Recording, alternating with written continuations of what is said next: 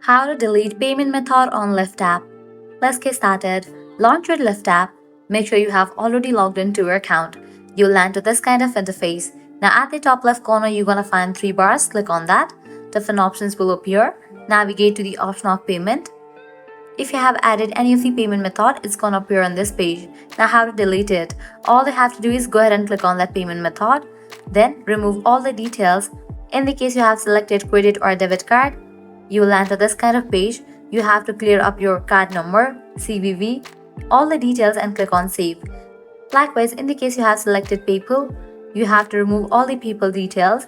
Once you clear all the details and click on done, the payment method will be deleted from your Lyft app. So this way you can easily delete payment method on Lyft. This was really simple and quick process.